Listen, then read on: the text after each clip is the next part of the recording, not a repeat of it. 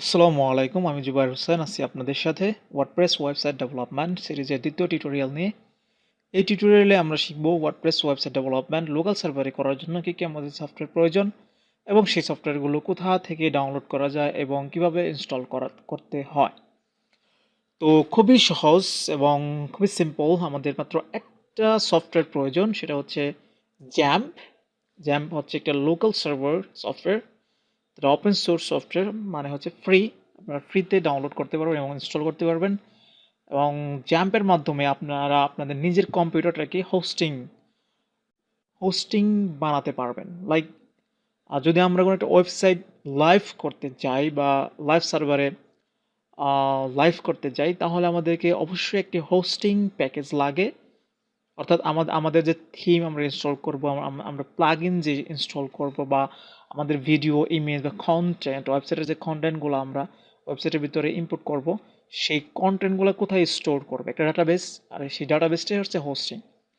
তো হোস্টিংটা আমরা হচ্ছে যেহেতু ফ্রিতে কাজ করব, তো সেই জন্য ফ্রিতে করার জন্য আমাদেরকে আমাদের কম্পিউটারটাকে আমরা হোস্টিং বানাবো।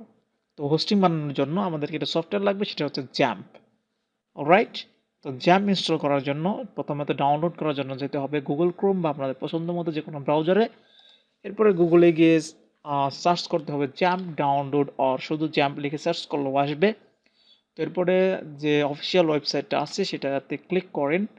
ক্লিক করার পরে এখানে দেখতে পারবেন যে তিনটা ভার্সন আছে, একটা হচ্ছে উইন্ডোজের জন্য, একটা লিনাক্সের জন্য, আর একটা ম্যাকের জন্য। তো আমি যেহেতু উইন্ডোজ ইউজ করছি, তো সেজন্য আমাকে উইন্ডোজ ভার্সনটা ডাউনলোড করতে হবে। তো আপনারা যারা উইন্ডোজ ইউজ করছেন তারা অবশ্যই উইন্ডোজ ভার্সনটা ডাউনলোড করবেন, এবং শুধু এখানে ক্লিক করলেই সফটওয়্যারটা ডাউনলোড হয়ে যাবে। রাইট, তো এটা হচ্ছে একটা আইডিএম, এটা হচ্ছে এক্সট্রা ইন্টারনেট ডাউনলোড ম্যানেজার। তো আমি যেহেতু আইডিএমটি ইনস্টল করা আছে, সেজন্য এখানে নোটিফিকেশন আকারে দেখাচ্ছে। তো যাদের আইডিএম আছে তারা ডাউনলোডে ক্লিক করবেন, এবং যাদের নাই তাদেরকে কোনো জায়গায় ক্লিক করতে হবে না, এটা অটোমেটিক্যালি ডাউনলোড স্টার্ট হয়ে যাবে। রাইট, তো এটা ডাউনলোড হতে অনেকটা সময় লাগবে, অনেক বড় একটা ফাইল। তো সেই জন্য আমি আগে ডাউনলোড করে রেখেছি, এবং এখন শুধু ইনস্টল করার পালা। ওকে, তো আমি যাচ্ছি ডাউনলোডে, যেহেতু আমি অলরেডি ডাউনলোড করে রেখেছি। ডাউনলোড দেওয়ার পরে প্রোগ্রাম ফাইল, তো প্রোগ্রাম ফাইলে যাওয়ার পরে দেখবেন যে এরকম একটা ফাইল আপনারা পাবেন। তো ডাবল ক্লিক করেন, ডাবল ক্লিক করলে এটা ইনস্টলেশন প্রসেসে চলে যাবে। তো হ্যাঁ, এটা চলে আসছে ইনস্টলেশন প্রসেসে। তো আমরা একটা ওয়ার্নিং দেখতে পাচ্ছি, এটা ভেরি ভেরি ইম্পর্টেন্ট, কারণ অনেকের কম্পিউটারে এই ধরনের ওয়ার্নিং আসতে পারে। তো যাদের কম্পিউটার ওয়ার্নিং আসবে না তাদের কোনো কিছুই করতে হবে না, জাস্ট ওকে নেক্সট এরকম বাটনে ক্লিক করলেই এটা ইনস্টল হয়ে যাবে। তবে যাদের ক্ষেত্রে এরকম ওয়ার্নিং আসছে, তাদেরকে ওয়ার্নিংটা পড়তে হবে, পড়ে বুঝতে হবে যে আসলে ওয়ার্নিংয়ে কী বলতেছে।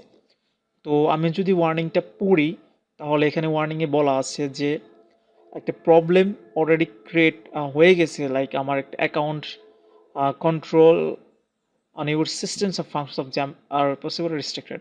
আমার একটা অ্যাক্টিভেটেড অ্যাকাউন্ট আছে, যার কারণে জাম্পের কিছু ফাংশনস রেস্ট্রিক্টেড হয়ে গেছে। তো এজন্য ইনারা আমাকে রিকমেন্ডেড করতেছে যে আমি জাম্পটা যেন সি ড্রাইভে ইনস্টল না করে অন্য কোনো ড্রাইভে ইনস্টল করি, তাহলেই এটা 100% কাজ করবে। ওকে, লেটস সি। তো আমি ওকে, দেন নেক্সট। তো এখানে আসার পর আমি এটা সিতে ইনস্টল করব না, আমি অন্য কোনো ড্রাইভে এটাকে ইনস্টল করতে যাচ্ছি। তো আমি যদি সফটওয়্যার ড্রাইভে করি, সফটওয়্যার ড্রাইভে যাওয়ার পর এখানে আপনারা চাইলে একটা ফোল্ডার বানাতে পারেন, আর যদি আপনাদের ক্ষেত্রে যদি ওয়ার্নিংটা না আসে, তাহলে আপনারা সি ড্রাইভে ইনস্টল করবেন, কোনো সমস্যা নেই। and select folder J, and next selected folder is not empty, please select a different folder.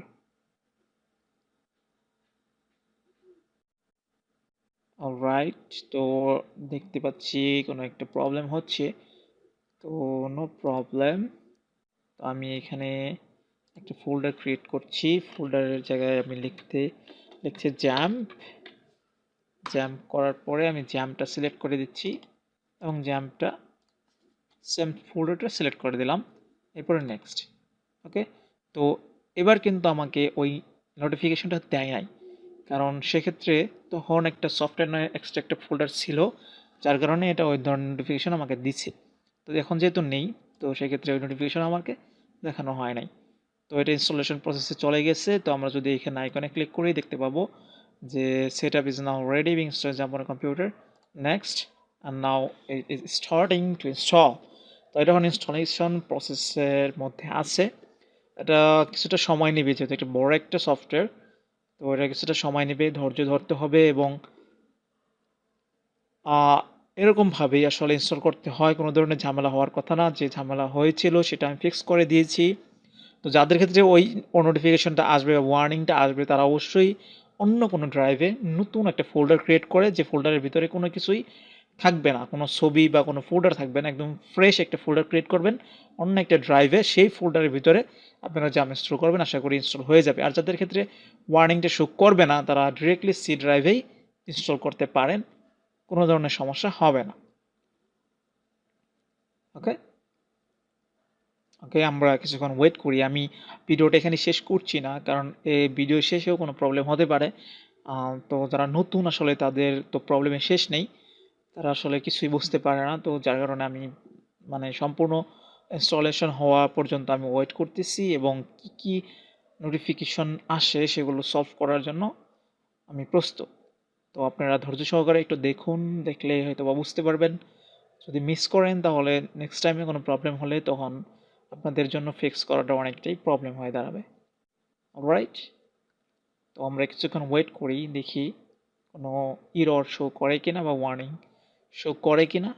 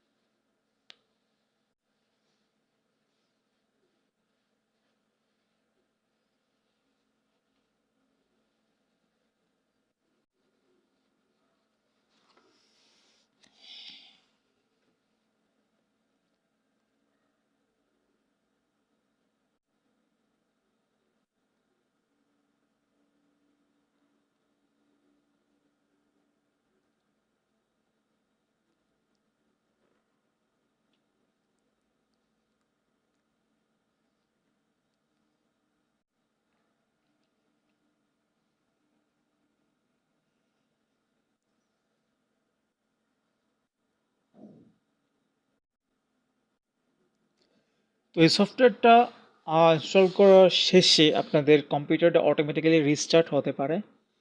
তো যার জন্য রিস্টার্ট আপনাদেরকে করতে হবে, বা করলে ভালো, পরবর্তীতে আপনারা করতে পারবেন। তবে সফটওয়্যার ইনস্টল হওয়ার সাথে সাথে আপনারা রিস্টার্ট করে নেবেন, এক্ষেত্রে আপনাদের জন্য ভালো, বা সফটওয়্যারটা সম্পূর্ণভাবে সুন্দরভাবে আপনাদের মেশিনে ইনস্টল হয়ে যাবে আশা করি। তো যেহেতু রিস্টার্ট হয়ে যাবে অটোমেটিক্যালি, তো সেক্ষেত্রে আমার ভিডিওটা পজ হয়ে যেতে পারে। তো এখানেই আমি ভিডিওটা শেষ করছি। যদি কোনো ধরনের প্রবলেম হয় তাহলে আমাকে অবশ্যই কমেন্টের মাধ্যমে জানাবেন, বা ইমেলও করতে পারেন, আমার ইমেলটা অ্যাকাউন্টের মধ্যে দেওয়া আছে। তো এই ভিডিও এই পর্যন্তই। পরবর্তী ভিডিওতে আমরা দেখব হচ্ছে কিভাবে লোকাল সার্ভারে জাম্প ব্যবহার করে ওয়ার্ডপ্রেস ইনস্টল করতে হয় এবং ওয়ার্ডপ্রেস থিম ইনস্টল করতে হয়। আশা করি সে পর্যন্ত সবাই ভালো থাকবেন, সুস্থ থাকবেন। আল্লাহ হাফেজ।